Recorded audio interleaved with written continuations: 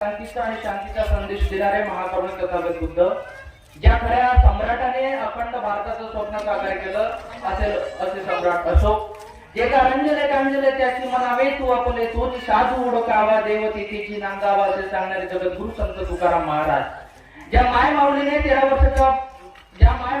13 वर्षाचा पोटचा पोरगा या स्वराज्यासाठी अर्पण केला असा राष्ट्रमाता राजमाता जिजाऊ, आणि त्याच 13 वर्षाच्या पोराने खऱ्या अर्थाने स्वराज्याची संकल्पना उभारून शहाजीराजांनी दिलेल्या या स्वराज्याचे रूपांतर सुराज्यामध्ये केले, आणि ज्यांची आपण 394वी जयंती साजरी करत आहोत असे लोकांचे राजे, रयतेचे राजे छत्रपती शिवाजी महाराज, ज्या बापाने दिलेला स्वराज्य ज्याने खऱ्या अर्थाने सुराज्यामध्ये देखील अर्पण केला असे छत्रपती संभाजी महाराज. छत्रपती शिवाजी महाराजांची पहिली समाधी शोधून छत्रपती शिवाजी महाराजांची पहिली शिवजयंती साजरी करणारे या देशातले महान पंडित महात्मा ज्योतिबा फुले, आणि त्यांच्या खांद्याला खांद्या लावून या ठिकाणी बसणारी प्रत्येक स्त्री, त्या स्त्रीने त्या स्त्रीचे गुणगान केलेच पाहिजे अशा क्रांतीज्योती सावित्रीबाई फुले. या संपूर्ण विचार झालेला संविधान नावाच्या पुस्तकामध्ये गुंफण करणारे या जगातील सर्वात नंबर 1 क्रमांकाचे विचारवंत म्हणून ज्यांची ओळख आहे असे परमपूज्य डॉक्टर बाबासाहेब आंबेडकर, लोकशाहीर अण्णाभाऊ साठे, संत गाडगे महाराज, राष्ट्रसंत तुकडोजी महाराज, आणि ज्या महान नायकांनी, ज्या तमाम अशा महापुरुषांनी मानव जातीच्या कल्याणासाठी, मानवाच्या संरक्षणासाठी आपल्या रक्ताची राख रांगोळी करत तुम्हा आम्हाला इथं बसण्याचं स्वातंत्र्य बहाल केला, अशा तमाम महापुरुषांना प्रथमतः मी मानाचा मुजरा करतो आणि आजच्या या माझ्या व्याख्यानाला सुरुवात करतो. कोणतंही व्याख्यान असला, कोणतीही जयंती असली तर त्याच्यात एक सर्वात महत्वाची गोष्ट असते.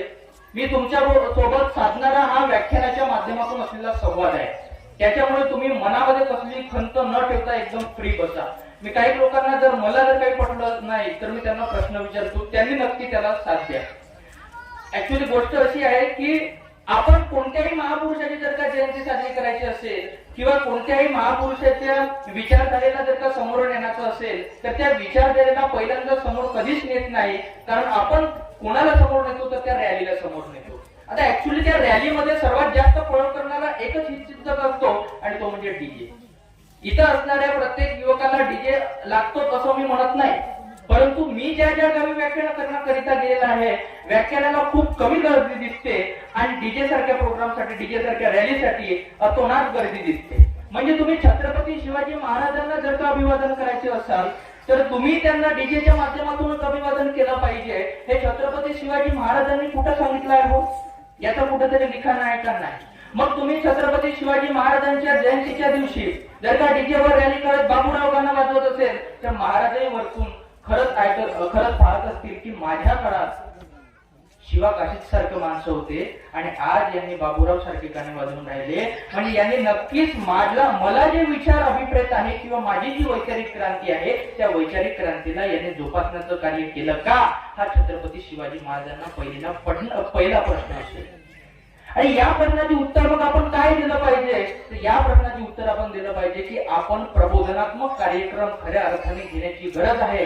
आजच्या युवकामध्ये या देशात चाललेली खरी ही शासन प्रणाली आहे, या शासन प्रणालीमध्ये काय चुकीचं धोरण आहे, काय योग्य धोरण आहे हे वास्तविक पाहण्याची, तपासण्याची गरज आजच्या युवकाला आहे आणि आजच्या युवकाने ते आत्मसात केलं पाहिजे. तुम्ही जेव्हापर्यंत छत्रपती शिवाजी महाराजांचे चरित्र वाचणार नाही, छत्रपती शिवाजी महाराज कोण होते, का होते, कसे होते हे जोपर्यंत तुम्ही अभ्यासणार नाही तोपर्यंत शिवाजी नावाचा राजा कसा होता इथल्या कुणालाही समजणार नाही. आजची शासन व्यवस्था मुघलांचा इतिहास काढण्याचा प्रयत्न करताय. मग मला सांगा की आजचा जर तुम्ही मुघलांचा इतिहास जर संपवला तर छत्रपती शिवाजी महाराजांचा खरा इतिहास जो 1ली ते 4थी पर्यंतच्या अशा पुस्तकांमध्ये आहे तो इतिहास तुम्ही आजच्या युवा पिढीपर्यंत किंवा आजच्या या तरुणांपर्यंत कशा प्रकारे पोहोचवू शकाल. म्हणजे शत्रू नसताना मित्र कसा असतो हे आपल्याला त्याशिवाय कळणारच नाही. आणि शिवाजी महाराजांचे जर पराक्रम आपल्याला पाहिजे आहे तर खऱ्या अर्थाने मुघलांची देखील आपल्याला शैली ओळखता आली पाहिजे. परंतु तत्कालीन व्यवस्था ही नक्कीच कुठेतरी चुकती आहे आणि त्या चुका खऱ्या अर्थाने आजच्या युवकांना तपासलं पाहिजे. आजचे हे युवक जर इथं माझ्या व्याख्यानाला बसले आहे खूप मोठी गोष्ट असं मला वाटते. तुम्हाला काय वाटते याच्यातनं का मला काही माहित नाही, परंतु आपण का म्हणजे व्याख्यानातलं का स्वीकारायला पाहिजे आणि वास्तविक परिस्थितीची कशी झुंज द्यायला पाहिजे याची खरी ताकद स्वामी विवेकानंद सांगतात की युवकांमध्ये आहे. आणि तोच युवक आज माझ्या समोर बसलेला आहे. एकदा जोरदार टाळ्या वाजवा आजच्या या नवयुवक मंडळासाठी.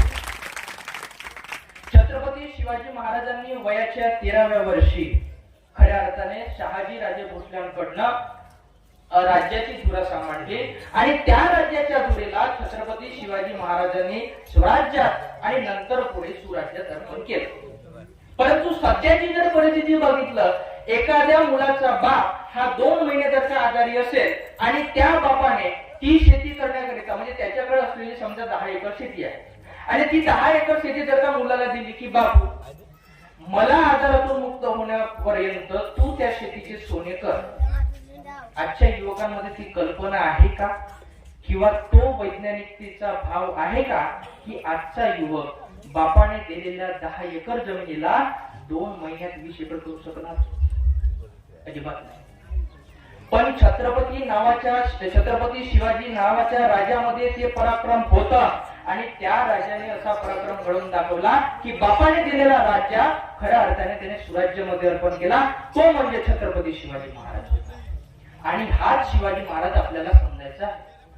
पण आजच्या युवकांनी खऱ्या अर्थाने ते समजण्याची गरज आहे. मग आजचा युवक काय करतो तर बापाने दिलेली जी 10 एकर जमीन आहे, बाप 2 महिने उठत नाही, बाप 10 एकराचे 5 एकर, 5 एकराचे 2.5 एकर, 2.5 एकराचे पूर्ण सत्यानाश करून टाकतो. ही वास्तविक प्रणाली चालली आहे. बरोबर आहे. म्हणजे नेमका युवक कोणत्या दिशेने चालला याची चिंतन करण्याची गरज ही आजच्या युवकाला असायला पाहिजे. म्हणून मग बापाने दिलेली जर जमीन आपण भूमिहीन करत असू किंवा तिला कमी करत असू तर आपण आपल्या शिवाजी राजांचा इतिहास हा कुठेतरी विसरत चाललेला आहे. कारण शिवाजी राजांनी जर मग त्या सुराज्यात रूपांतर केले आहे तर आपण का करू शकत नाही? आपल्याला मिळालेली ही 10 एकर जमीन आपण 20 एकर का करू शकत नाही? किंवा आपण त्या जमिनीमधून सोना का पिकवू शकत नाही?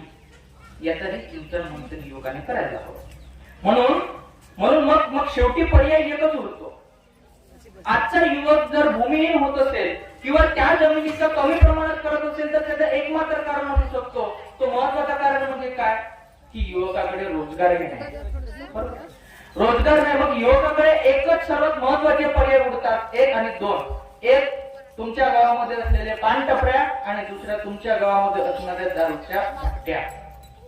आणि त्याच्यामुळे या युवकाचा सत्यानाश,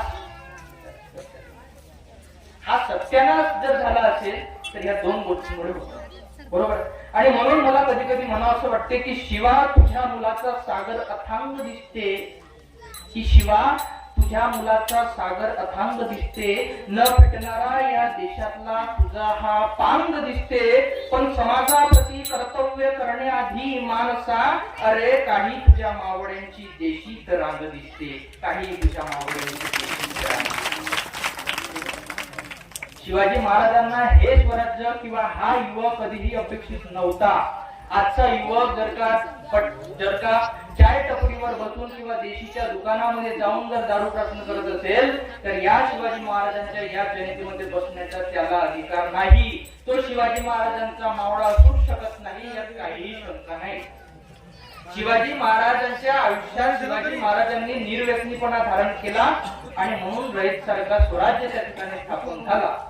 आणि तुमच्यामध्ये जर ते रयतेचे गुण तुम्हाला ऍक्सेप्ट करायचे असतील किंवा रुजवायचे असतील तर तुम्हालाही शिवाजी महाराजांची प्रणाली कशा प्रकारे विकसित होईल आपल्यामध्ये हे सर्वात मोठी चिंतनाची गरज आहे. रोजगार विषयक धोरण छत्रपती शिवाजी महाराजांचे अतिशय पारदर्शक. स्त्रियांना 6 महिने शेती आणि 6 महिन्याच्या नंतर त्यांना शस्त्र बनवण्यासाठी शिवाजी महाराजांनी प्रशिक्षण दिला. इथल्या प्रत्येक युवकापासून ते गोरगरीब जनतेपासून प्रत्येक व्यक्ती हा त्या ठिकाणी छत्रपती शिवाजी महाराजांच्या रयतेच्या काळात रोजगार युक्त होता. आज रोजगार मुक्त. बरोबर आहे का? किती लोकांकडे रोजगार आहे तुमच्याकडे? 100 दिवस फक्त रोजगार हमीचे काम भेटते असं लेखी आहे, परंतु 7 दिवसाच्या वर भेटतच नाही. वास्तविकता आहे की नाही? बरोबर आहे.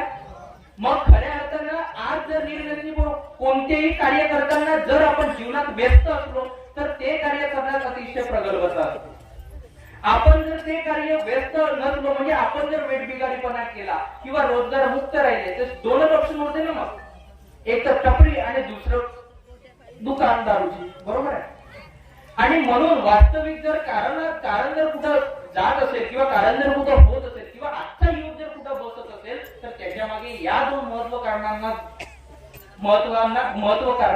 मानले जातात. कारण छत्रपती शिवाजी महाराजांना काय मानणं होतं आणि आजच्या आपण या युवा पिढीला काय अभिप्रेत आहे याची संकल्पना, याची कल्पना तुम्ही आम्ही केली पाहिजे. आणि ही विचारधारा, छत्रपती शिवाजी महाराजांची विचारधारा आपण मस्तकामध्ये पेरण्याचं काम केलं पाहिजे. आणि ते छत्रपती शिवाजी महाराजांसाठी खरं अभिवादन असेल, यात काहीही शंका नाही. छत्रपती शिवाजी महाराजांनी 300-350 किल्ले जिंकले, परंतु एकाही किल्ल्यावर सत्यनारायण घातला नाही असं मी म्हणत नाही. प्रबोधनकार केशव सीताराम ठाकरे म्हणजे उद्धव बाळासाहेब ठाकरे यांचे आजोबा, बाळासाहेब ठाकरे यांचे वडील हे. आणि आज काय केलं जाते? आज छत्रपती शिवाजी महाराजांच्या नावाखाली, श्रीरामाच्या नावाखाली आमच्यामध्ये असं भूत टाकल्या जाते. आणि त्या भूताच्या माध्यमातून आपण माझा छत्रपती शिवाजी महाराज, माझा राम असं करत करत कशा प्रकारे कर्मकांडाकडे वळतो याची संकल्पना आपण प्रत्येकाने घेतली पाहिजे. किंवा ती काय बाब आहे किंवा आपण त्या बाबीमध्ये कसं अंदर घुसतो आहे किंवा जोरात अजून त्यामध्ये आपल्याला गुंफण्याचा प्रयत्न केला आहे, ही प्रत्येक व्यक्तीने, प्रत्येक मायाने, प्रत्येक बहिणीने, प्रत्येक भावाने तपासण्याची गरज आहे. आणि ही संकल्पना छत्रपती शिवाजी महाराजांची आहे. श्रद्धा ठेवा, कर्मकांड करू नका असं छत्रपती शिवाजी महाराज सांगतात. कर्मकांडाला छत्रपती शिवाजी महाराज बळी पडले नाही. मग आपण कोण आहोत जर कर्मकांड करत आहोत? म्हणजे आपण खरंच शिवाजी महाराजांचे मावळे आहोत का? आणि शिवाजी महाराजांनी दिलेला हा स्वराज्य खरंच आपण स्वराज्यामध्ये अर्पण करत आहोत का, याची ही चिंतनाची गरज ही आपल्याला असायला पाहिजे. शेतकऱ्यांसाठी छत्रपती शिवाजी महाराजांनी अत्यंत प्रगल्भ आणि वैशिष्ट्यपूर्ण धोरण आखले होते. सर्वात पहिल्यांदा या जगात शेतकऱ्यांची कर्जमाफी करणारा जर एकमात्र इंसान असेल तर तो होते संत तुकाराम महाराज. आणि त्यानंतर या पृथ्वी तलावावर शेतकऱ्यांची दुसरी कर्जमाफी करणारा जर कोणी विद्वान असेल तर ते होते छत्रपती शिवाजी महाराज. आणि आज या जगामध्ये शेतकऱ्यांचे किती टक्के कर्ज माफ केले जाते, शेतकऱ्यांच्या किती टक्के कर्जाला त्यांनी सूट दिली जाते, किंवा अडाणी अंबानी सारख्या उद्योगपतींचे, भांडवलदारांचे कर्ज माफ केले जाते, यावर आता शेतकरी ज्या वेळेस दिल्ली सारख्या ठिकाणी आंदोलन करतो आहे त्यावेळेस त्यांच्या प्रश्नाला वाव मिळतो का, त्यांच्या प्रश्नाला वाचा फोडली जाते का, याचीही चिंतनाची गरज आहे. माझ्या शेतकऱ्याचे दिल्ली सारख्या ठिकाणी, राजधानी सारख्या ठिकाणी जेव्हा हक्क अधिकार मागण्याची वेळ येते तेव्हा 700 शेतकरी मरतात. एक आमदाराचा पोरगा त्यांच्यावरून गाडी चालवतो, तरी सुद्धा या देशाची शासन व्यवस्था, या देशातला हा शेतकरी वर्ग चुपचाप आहे. खऱ्या अर्थानं तुम्ही शिवाजी महाराजांची रयत असू शकत नाही, यात काही शंका नाही. तुम्हाला जर शिवाजी महाराजांचा खरा स्वराज्य आणि खरी प्रणाली जर प्रस्थापित करायची असेल तर क्रांती घडवल्याशिवाय या देशात कोणताच उपयोग होत नाही. तुम्हाला सुद्धा या देशातली धूळ समजली जाते. ही वास्तविक परिस्थिती आम्ही ही वास्तविक परिस्थिती आहे. आपलं काही ठिकाण नाही यांच्यामध्ये. आपण एक मध्यम वर्गीयामध्ये येणारे माणसं आहोत आणि म्हणून आमच्या दिल्ली सारख्या ठिकाणी आमचे शेतकरी मरतो आहे. आणि म्हणून ही मी स्वतः लिहिलेली चारोळी आहे की बघा, दिल्लीत माझा शेतकरी रडतो आहे, की दिल्लीत माझा शेतकरी रडतो आहे, गल्लीत माझा नेता सोन्याने मरतो आहे. की दिल्लीत माझा शेतकरी रडतो आहे, गल्लीत माझा नेता सोन्याने मरतो आहे. अरे उठ आता तरी मूर्खा, तो छत्रपती तुझ्यासाठी एकटा लढतो आहे, तो छत्रपती तुझ्यासाठी एकटा लढतो आहे. मग शिवाजी महाराजांचे वारसदार आहोत आपण. आपला रक्त हा सळसळता असला पाहिजे, अन्यायाविरुद्ध वाचा फुटणारा आपला माणूस असला पाहिजे, यात काही शंका नाही. आणि जी प्रत्येकाने आपल्या मस्तकामध्ये पेरण्याची गोष्ट आहे, बाब आहे. आणि ही जोपर्यंत बाब, ही जोपर्यंत गोष्ट आपण आपल्या मस्तकामध्ये पेरणार नाही, आपल्याला आपल्या आईबाबांच्या कष्टाची जाणीव जोपर्यंत या मस्तकातल्या या रक्तापर्यंत, सळसळत्या रक्तापर्यंत येणार नाही, तोपर्यंत शिवाजी महाराजांसारखा राजा कोण होता हे आपल्याला कधीच समजलं नाही. छत्रपती शिवाजी महाराजांनी कुठलाही जातीवाद पाळला नाही. आज जर तुम्ही तुमचे मुलं बाळ असतील किंवा शाळेमध्ये जाणारे मुलं असतील, त्या पहिलीतल्या 5वीतल्या उभं होतो की बापू हिंदू विरुद्ध कोण, तो तुम्हाला उभा उठून सांगते की हिंदू विरुद्ध मुस्लिम. त्याच्या मस्तकामध्ये कोण पेरलं? छत्रपती शिवाजी महाराजांनी कधी जातीभेद मानला नाही. मग तुम्ही त्यांच्या मस्तकामध्ये जर का हिंदू विरुद्ध मुस्लिम अशी जर का धारणा येत असेल तर तुम्ही बघा तो मुलगा छत्रपती शिवाजी महाराजांच्या मूल्यांना लहानपणापासून स्वीकारूच शकत नाही. ही शिकवण आई बाप देते असं मी म्हणत नाही, परंतु त्याच्या मनात आलेली शिकवण ही कुठून आली ही वास्तविक परिस्थिती आहे. आणि या वास्तविक परिस्थितीला तुम्ही स्वीकार केलं पाहिजे की माझ्या छोट्याशा मुलामध्ये जर का मी त्याला प्रश्न विचारत आहे की हिंदू विरुद्ध कोण, तर याच्या प्रश्नाचं उत्तर तुम्ही शोधलं पाहिजे की खऱ्या अर्थाने कोण. आणि मग कुठून आला की हिंदू विरुद्ध म्हणजे मुस्लिम. बरोबर. आज या देशाची परिस्थिती आहे की यांनी हिंदू विरुद्ध मुस्लिम अशी आपली शैली प्रस्थापित केलेली आहे, जबकि शिवाजी महाराजांनी कुठलाही जातीवाद मानला नाही. छत्रपती शिवाजी महाराजांनी मस्जिद बांधण्याकरिता मुसलमानांना जागा दिली, इतिहासात नोंद आहे. छत्रपती शिवाजी महाराजांना अफजल खानाचा वध करण्याकरिता जी वाघनखे बनवून दिली तो सुद्धा मुसलमान आहे. आणि छत्रपती शिवाजी महाराजांच्या 21 अंगरक्षकापैकी 13 अंगरक्षक हे मुस्लिम होते, यात काही शंका नाही. हा इतिहास आहे मित्र. आपल्या डोळ्याच्या समोर असलेली ही मुसलमानांव्यतिरिक्तची पट्टी आपण काढली पाहिजे या देशात. आणि छत्रपती शिवाजी महाराजांच्या रयतेच्या काळात या विश्वात पहिला असा महापुरुष होता ज्याने समता प्रस्थापित करण्याचं काम केलं, आणि तो एकमेव राजा म्हणजे छत्रपती शिवाजी महाराज. आणि त्या राजाची आपल्याला गोडी दिली जाते. कार्ल मार्क्स म्हणतो त्या काळात की धर्म ही अप्पूची गोडी आहे आणि ती गोडी तुम्हा आम्हाला चालण्यात येत आहे. त्याच गोडीच्या बरोबर ती गोडी अप्पूची गोडी आपण खाल्ल्याच्या नंतर आपण अशी गुंग होऊन जात आहोत की एखाद्याने जरी काही चिंगारी लावली की आपल्यामध्ये राम जागा येतो, शिवाजी महाराज जागा येतो. अरे पण त्यांना काय अपेक्षित होतं, हे जे म्हणत आहेत हे सत्य आहे का, हे तुम्ही का बरं स्वीकारता, याचं चिंतन करा. यांनी म्हणलेल्या गोष्टी सत्य आहे आणि आपण स्वीकारतो, ताड्या वाजवतो. म्हणजे वास्तविक परिस्थिती नुसार की छत्रपती शिवाजी महाराज या धर्माचे होते नाही. म्हणजे या हेतूने काय होणार की मुसलमान सारखा जर एखादा व्यक्ती जर शिवाजी महाराजांना मानणारा असेल तर त्याच्या डोक्यामध्ये एक फिट केल्या जाते की नाही छत्रपती शिवाजी महाराज फक्त हिंदूचे होते आणि त्यांनी आमच्यासाठी काय केलं. तुम्हाला वाटते का असं झालं पाहिजे? नाही. छत्रपती शिवाजी महाराजांची दारं हे सर्वांसाठी खुली होती आणि म्हणून आज छत्रपती शिवाजी महाराजांचा फोटो प्रत्येकाच्या घरात असायला पाहिजे.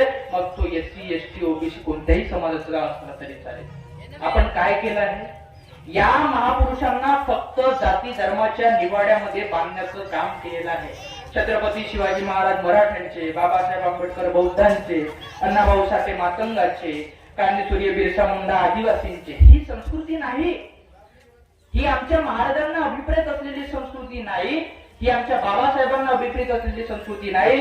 ही आमच्या बिरसा मुंडांना अभिप्रेत असलेली संस्कृती नाही. बौद्धांच्या घरातही शिवाजी महाराज दिसलं पाहिजे आणि मराठा ओबीसींच्याही घरात डॉक्टर बाबासाहेब आंबेडकर दिसलं पाहिजे. तेव्हाच आपण त्या महापुरुषांचे विचार खऱ्या अर्थाने उजवत आहोत, यात काही शंका नाही असं मला वाटतं. म्हणजे जातीयवाद जेव्हा मिटणार तेव्हा खऱ्या अर्थाने आपण शिवाजी महाराजांचे, बाबासाहेब आंबेडकरांचे, बिरसा मुंडांचे मूल्य स्वीकारणार आहोत. हे प्रत्येक महापुरुष एकमेकांशी जुळलेले आहेत, संयुक्त जुळलेले आहेत आणि या महापुरुषांना आपण धर्मामध्ये वाटून घेतला आहोत. हे खरंच एक गगनवतीची गोष्ट आहे. 3 एप्रिल 1680 छत्रपती शिवाजी महाराजांचा मृत्यूचा दिवस. बघा तुम्हाला औरंगजेब काय म्हणतो शिवाजी महाराजांच्या मृत्यूवर ते सांगतो. 3 एप्रिल 1680 छत्रपती शिवाजी महाराजांचा ज्यावेळेस मृत्यू होतो आणि ही बाब औरंगजेबाच्या सहकार्याला माहित होते. औरंगजेबाचा सहकारी धावत औरंगजेबाकडे जातो आणि त्या औरंगजेबाला सांगतो की छत्रपती शिवाजी महाराज नरकामध्ये गेलेले आहेत. आणि मग त्याला वाटतो, औरंगजेबाच्या सहकार्याला वाटतो की मी ही बातमी औरंगजेबाला सांगितली आहे, औरंगजेब नक्कीच मला काहीतरी बक्षीस देतील, या हेतूने तो जातो. परंतु तेवढ्यात ही बातमी जशी औरंगजेबाला माहीत झाली, औरंगजेबाच्या डोळ्यांमधनं अश्रूच्या धारा वाहू लागल्या. औरंगजेबाने डोक्यावरती असलेली पगडी खाली मांडली, जमिनीवरती चटई पसरवली, जमिनीवरती गुडघे ठेकले, आणि नमाज अदा केली आणि सांगितलं की ए खुदा तू अपने जन्नत के दरवाजे खुले रख, तेरा नेक बंदा आ रहा है. आता वाजवा जोरदार टाळ्या. की आपल्यामध्ये का पेरलं जात आहे की हिंदू विरुद्ध मुसलमान, या देशातला असणारा मुसलमानही आपलाच भाऊ आहे, आपण लक्षात घ्यायला पाहिजे. जेव्हा या देशाचा राष्ट्रपती हा मुस्लिम असतो, पंतप्रधान हा शीख असतो, गृहमंत्री हा हिंदू असतो, तेव्हा मात्र हा हिंदू धर्म धोक्यात नाही. मग आज सर्वच्या सर्व सत्तेवर असणारे हिंदू आहेत, तर मग आज कसा काय आमचा हिंदू धर्म खतरेत आहे याचं चिंतनाच्या युवकांना केलं पाहिजे. बरोबर आहे का? म्हणजे वास्तविक परिस्थिती काय आहे आणि आपल्या समोर यांनी काय मांडलं आहे, ही खरी चिंतनाची गरज आहे. आजचा तरुण काही असलं तरी काही नाही, पण फक्त धर्मरक्षक म्हणून पुढे जाते. माझा हिंदू धर्म खतऱ्यात आहे, मला काही नाही. दांडा कोणाचाही असतो, झेंडा आपला असला पाहिजे, झेंडा कोणाचाही असतो, दांडा आपला असला पाहिजे, अशी संकल्पना आजच्या युवकाची आहे. मग तो कोणत्याही पक्षाचा धरतो किंवा कोणत्याही धर्माचा धरतो आणि धर्माला वाचवण्यासाठी धरतो. ठीक आहे, तुम्ही चला धर्माला वाचवण्यासाठी काही गोष्ट नाही, काही बाब नाही, परंतु मला एक सांगा की तुमच्या सोबत तुमच्या हिंदू धर्माला वाचविण्यासाठी तुम्ही निवडून दिलेल्या लोकप्रतिनिधीचा पोरगा तुमच्या बरं धर्माला वाचवण्यासाठी काय येत नाही, हा प्रश्न आहे. तो जर हिंदू आहे आणि त्यालाही त्या धर्माची कीव आहे, मग तुमच्या बरं तो काय येत नाही? त्याने येणं त्याचं कर्तव्य आहे की नाही? कर्तव्य आला पाहिजे की नाही तो तुमच्या सोबत? मग तो येतो का? तो एसी मध्ये बसतो आणि आज आपले पोरं धर्माला वाचवण्यासाठी रस्त्यावर एकत्र येतात, रस्त्यावर लढाया करतात, मग त्यांना पोलिसांच्या माध्यमातून अरेस्ट केला जातो, त्यांच्यावर गुन्हा दाखल केला जातो. आई बाप रडते, माझा पोरगा गेला धर्माला वाचवाले पण तो सत्यानाश झाला त्याच्यामुळे, आणि वाचूच परिस्थिती. मग तुम्ही किमान नाही जास्त आई बापाची तर कीव करा. तुम्ही धर्माला वाचवण्यासाठी जा, यात काही शंका नाही, परंतु जाताना तुम्ही निवडून दिलेल्या आमदार खासदाराचा पोरगा तुमच्या सोबत आला पाहिजे, हे धारणा मात्र तुम्ही स्वतःमध्ये ठेवा. म्हणजे खऱ्या अर्थाने तुम्ही त्या धर्माला वाचवण्यासाठी यशस्वी व्हाल, यात काही शंका नाही. छत्रपती शिवाजी महाराजांचा राज्याभिषेक 6 जून 1674 ला रायगडावर करण्याचे ठरविले. तो क्षण आला. आता सांगतो, या ठिकाणी बसलेल्या एससी एसटी ओबीसी समाजाची काय लायकी होती ते पहा. आता समोर मी सांगतो. 6 जून 1674 साली छत्रपती शिवाजी महाराजांच्या रायगडावर राज्याभिषेक करण्याची वेळ आली. महाराजांचे काही सैन्य शिवाजी महाराजांच्या राज्याभिषेकासाठी निमंत्रण म्हणून भटा ब्राह्मणांना बोलविण्यासाठी गेले. त्यांनी काय म्हटलंय का की आम्ही शूद्रांचा राज्याभिषेक करत नाही आणि त्या तख्तावर असणारा रयतेचा राजा छत्रपती शिवाजी महाराज हा शूद्र आहे, असं त्यांनी स्पष्टपणे उल्लेख केला. हा मी म्हणत नाही, हे प्रबोधनकार केशव सीताराम ठाकरे यांचे परिपूर्ण दिलेले वाक्य आहे. ते म्हणतात की आम्ही छत्रपती शिवाजी महाराजांचा राज्याभिषेक करणार नाही, कारण छत्रपती शिवाजी महाराज हे शूद्र आहेत आणि आम्ही शूद्राचा राज्याभिषेक करू शकणार नाही. सर्व शिवाजी महाराजांचे मावळे स्तब्ध झाले की आमच्या एवढ्या मोठ्या बलाढ्य राजाला ही भटा ब्राह्मण त्यांना शूद्र म्हणत आहे. मग तेवढ्या मोठ्या राजांना जर का शूद्र म्हणून गिनल्या जात असेल तर तेव्हा विचार करा या देशातला असणारा सध्याचा एससी एसटी ओबीसी समाज कोणत्या अवस्थेत असेल. त्या ब्राह्मणांनी छत्रपती शिवाजी महाराज, मी ब्राह्मणांचा विरोध करत नाही, हेमंत करकरे सारखे ब्राह्मण होऊन गेले ज्यांनी चंद्रपूरच्या एसपीचा पदभार स्वीकारला होता. 26/11 हल्ला झाला, त्यामध्ये महत्वाची भूमिका ठेवली होती. त्यामुळे ब्राह्मणांचा मी कधीच द्वेष करत नाही, परंतु खरं सत्य काय आहे ते तुमच्या समोर थोडक्यात मांडण्याचा प्रयत्न करतो. त्यांनी जेव्हा छत्रपती शिवाजी महाराजांचा राज्याभिषेक नाकारला, त्यानंतर युपी मध्ये असणाऱ्या गागा भट्टाला, युपी बनारस मध्ये असणाऱ्या गागा भट्टाला त्यांनी राज्याभिषेकासाठी बोलवलं रायगडावरती. गागा भट्टाने विचार केला आणि शेवटी गागा भट्टही छत्रपती शिवाजी महाराजांच्या राज्याभिषेकासाठी आला. परंतु गागा भट्ट स्वतःला एवढा संस्कृत धर्मपंडित समजत होता की गागा भट्टाला वाटायचं मी जे काही म्हणणार ते फक्त मलाच समजणार, दुसऱ्याला काहीही समजणार नाही. सर्वांना धर्माला काय या सर्व या ओम घटपंचमा नेमकं काय म्हणतात तुमचा अर्थ सुद्धा नाही माहित आपल्याला. आणि त्याने ते मंत्र सुरू केलं आणि ते मंत्र होते पुराणोत्तर मंत्र.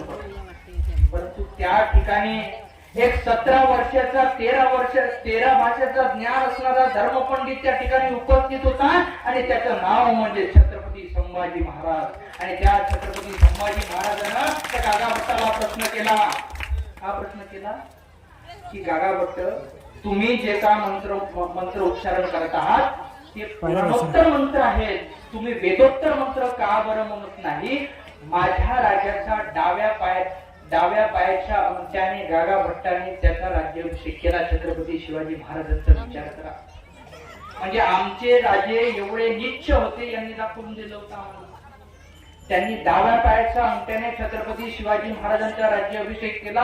हे पाहताच राजमाता जिजाऊंच्या डोळ्यामधून अश्रूच्या धारा आल्या की माझ्या एवढ्या मोठ्या शिवबाचा यांनी डाव्या पायाच्या अंगठ्यानं हा राज्याभिषेक करत आहे. हा छत्रपती शिवाजी महाराजांचा अपमान आहे, सन्मान नाही. आणि त्यानंतर जेव्हा संभाजी महाराजांनी गागा भट्टाला हे प्रश्न विचारले तेव्हा गागा भट्ट म्हणाला की मी स्वतःला या देशातला सर्वात विद्वान संस्कृत धर्मपंडित समजत होतो, परंतु माझी ही बराबरी करणारा जर इथं कोणी असेल तर तो छत्रपती संभाजी महाराज आहे. ताकद छत्रपती संभाजी महाराजांमध्ये होती वयाच्या 17व्या वर्षी.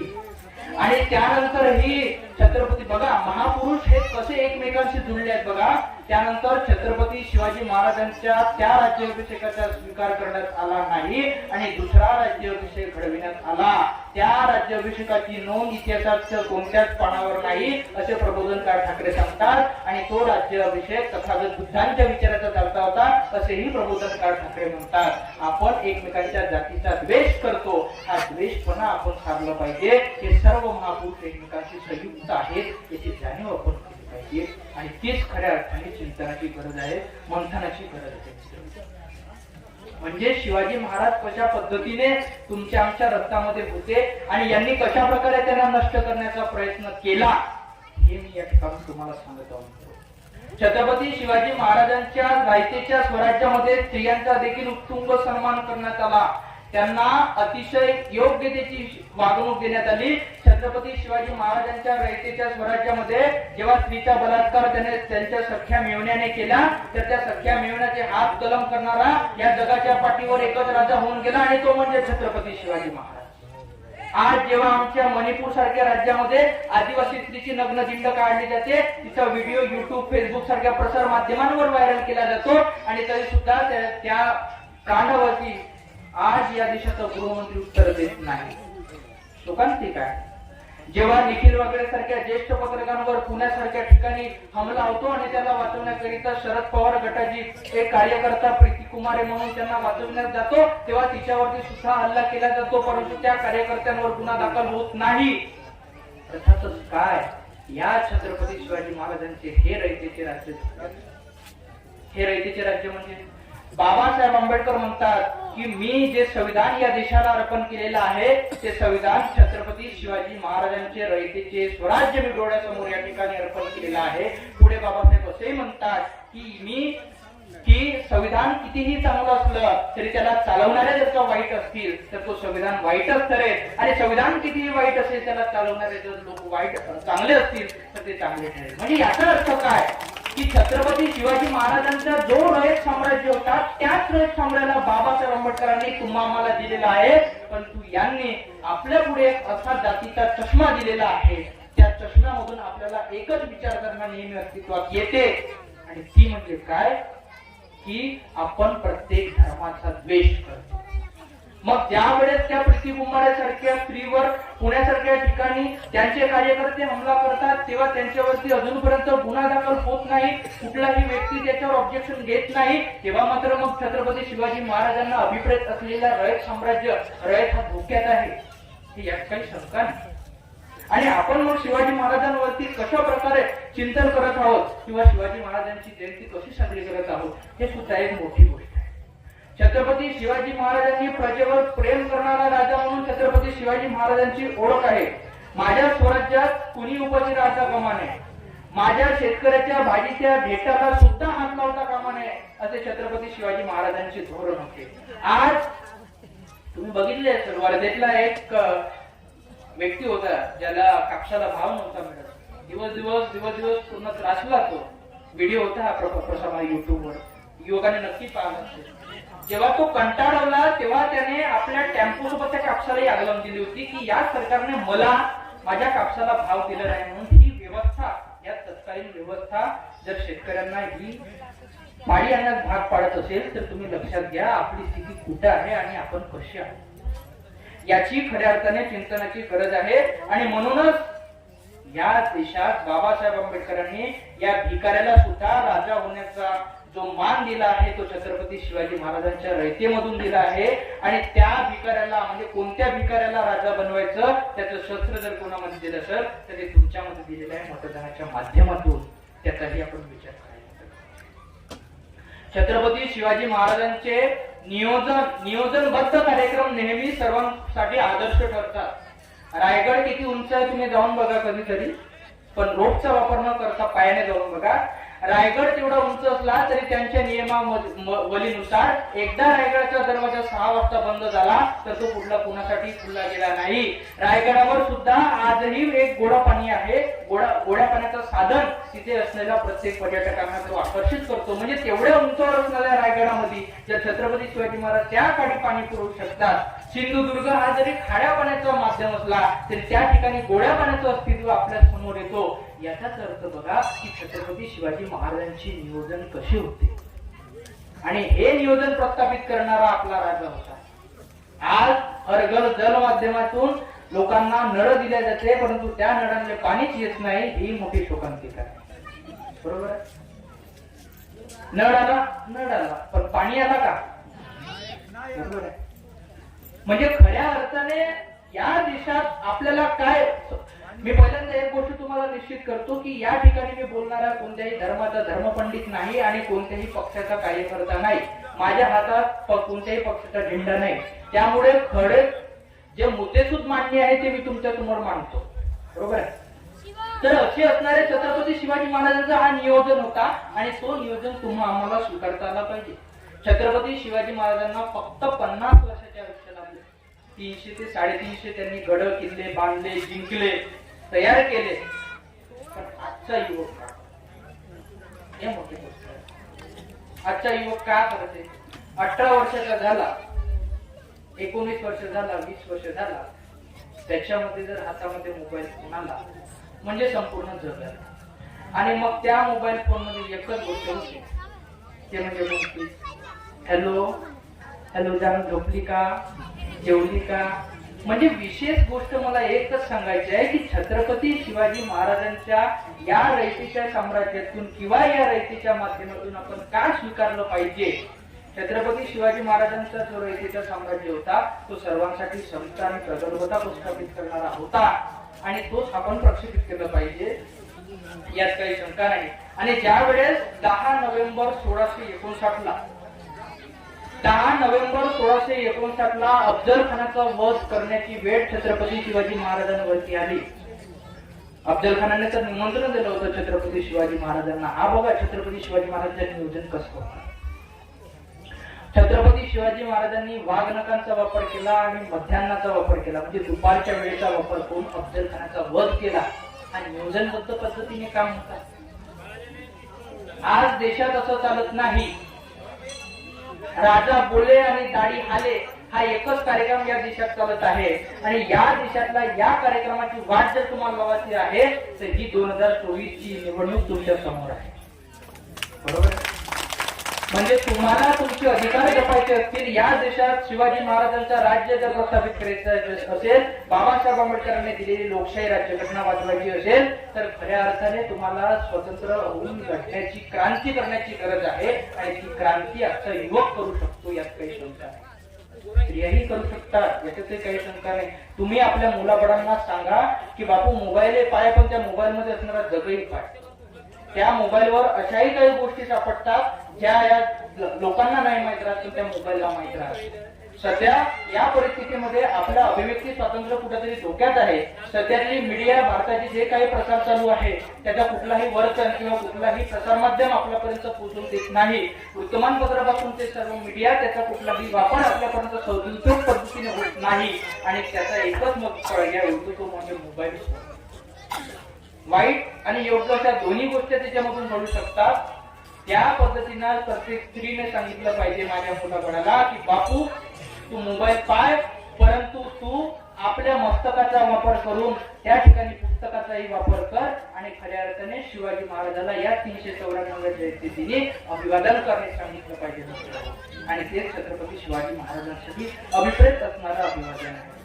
जेव्हा जागतिक पातळीनुसार या देशाला असं म्हटलं जाते की तरुणाईचा देश म्हणून या जगात जेव्हा संबोधल्या जाते, जागतिक पातळीमध्ये संबोधल्या जाते, 65% तरुण या देशामध्ये असून सुद्धा या देशाचा पंतप्रधान जर 75 वर्षाचा 72 वर्षाचा माणूस होत असेल तर या देशातली सर्वात मोठी शोकांतिका आहे. मग आजचा युवक खऱ्या अर्थाने कुठं जागृत आहे हे सर्वात मोठी गरज. म्हणजे काय, आपल्याला अभिप्रेत असणारा छत्रपती शिवाजी महाराजांचा स्वराज्य, बाबासाहेब आंबेडकरांना अभिप्रेत असणारी लोकशाही, बिरसा मुंडांना अभिप्रेत असणारा गावाबाहेरचा आदिवासी समाज गावात, हा आपण कशा पद्धतीने या सर्व महापुरुषांना एकत्रित सांगोळ्यात घालून या देशात नवीन क्रांती उद्भवू शकतो हे आपण सर्वांनी तपासलं पाहिजे. आणि बाबासाहेब आंबेडकरांचे विचार, छत्रपती शिवाजी महाराजांचे विचार, संत तुकाराम महाराजांचे विचार, तुकडोजी महाराजांचे विचार जनसामान्यांपर्यंत कसं पोहोचवता येईल यासाठी आपण सर्वांनी विचार केला पाहिजे. या सर्व गोष्टीचं चिंतन केलं पाहिजे असं मी या ठिकाणी सांगतो. आपण सर्वांनी मला हा इतका वेळ ऐकून घेतला त्याबद्दलही मी तुमचे सर्वांचे धन्यवाद मानतो. माझ्या भाषणातून सहसा कधीच चुका होत नाही आणि आताही चुका न झाल्या तेवढा मी आत्मविश्वासाने सांगतो.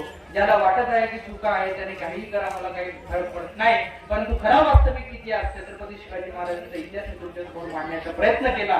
जर का माझ्याकडनं काही चुका झाल्या असतील तर आपण मला तुमचं बाळ म्हणून नक्कीच कुशीत घ्या ही महत्वाकांक्षी या ठिकाणी व्यक्त करतो आणि याच ठिकाणी सांगतो. जय जय शिवराय.